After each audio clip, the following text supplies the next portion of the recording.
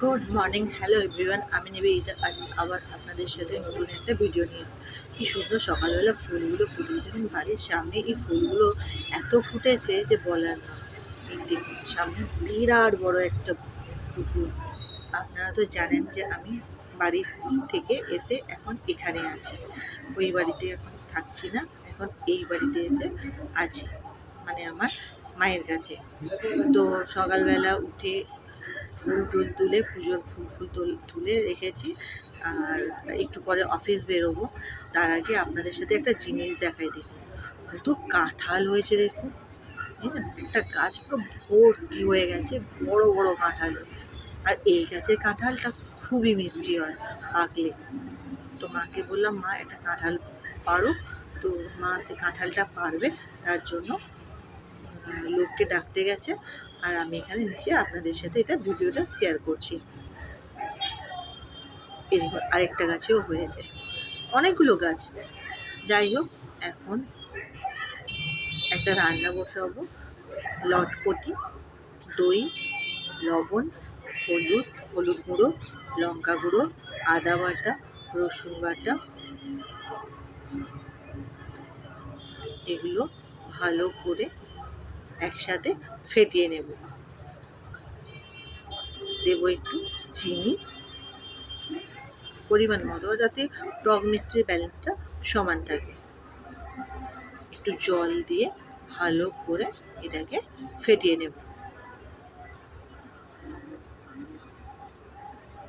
একটা কাঁটা চামচ হোক বা এমনি চামচ হোক, যে কোনো এতে এটাকে ভালো করে ফেটাবো। সেদিকে আলু গোল গোল করে, পেঁয়াজ গোল গোল করে, টমেটো গোল গোল করে কেটে নেব, মানে রিং রিং করে।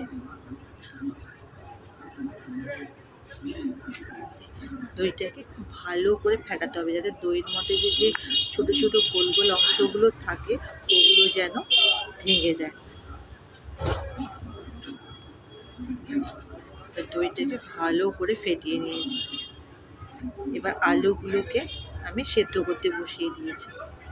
এই যে আলু, পেঁয়াজ, টমেটো, কাঁচা লঙ্কা এগুলো করেছি। আর মাছ আছে, মোরালা মাছ। এই লটপটিটা মোরলা মাছ দিয়েই হয়। আলুটাকে রিং রিং করে কেটে অল্প করে একটু জলে ভাপিয়ে নিচ্ছি। এই যে মোরালা মাছ। এবার সব রকমের জিনিসগুলো একসাথে মিশিয়ে দিই। টমেটো, কাঁচা লঙ্কা, মোরালা মাছ, পেঁয়াজ, টমেটো, সব, দই মিশ্রণটা সবটা একসঙ্গে দিয়ে দিয়েছি। আর একটু লবণ দিলাম, যাতে জল দিয়েছি বলে আর একটু লবণ অ্যাড করেছি। আরও একটু জল দিলাম, কারণ এটাকে ফুটতে দিতে হবে কিছুক্ষণের জন্য। আমার মেশানো সব কমপ্লিট। এবার দিয়ে দেব এর ওপর কাঁচা তেল।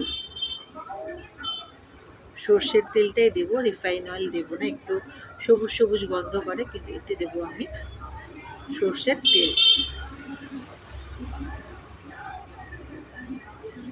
সর্ষের তেলটা আমি এর মধ্যে অ্যাড করে দিলাম।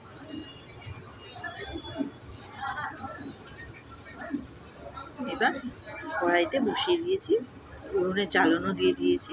এবার এটা আস্তে আস্তে আস্তে করে ফুটতে দিতে হবে, প্রায় 7 থেকে 8 মিনিট।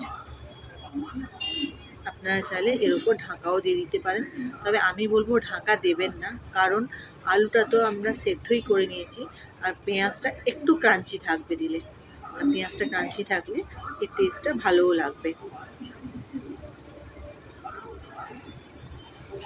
তরকারিটা ফুটে উঠেছে। একদিন আপনারাও এই রেসিপিটা বানিয়ে খান, দেখবেন খুব ভালো লাগবে। টক মিষ্টির ব্যালেন্সটা একটু সমান রাখবেন, দিলেই ভালো লাগবে। আরও কিছু রেসিপি হয়েছে, এবং মাছের ঝোল হয়েছে, একটা সবজি পুঁই ডাঁটা আলু বেগুন দিয়ে একটা সবজি তরকারি হয়েছে।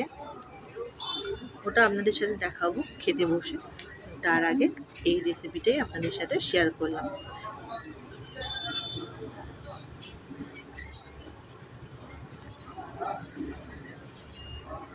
আমার তরকারিটা প্রায় ফুটে গেছে, প্রায় আমার কমপ্লিট হয়ে গেছে। এটাকে এবার নামিয়ে নেব। কি সুন্দর রংটা হয়েছে দেখুন, আর গন্ধটাও অপূর্ব হয়েছে। দিয়ে দিলাম অল্প পরিমাণে একটু ঘি। ঘিটা কিন্তু মাস্ট দিতেই হবে।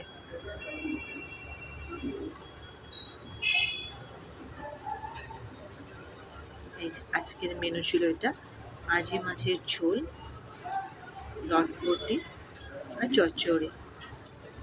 যাই হোক, ভালো লাগলে একটা লাইক, একটা কমেন্ট, একটা শেয়ার করবেন। ভালো থাকবেন, সুস্থ থাকবেন, সাবধানে থাকবেন। দেখা হবে আবার একটা নতুন। Thank you.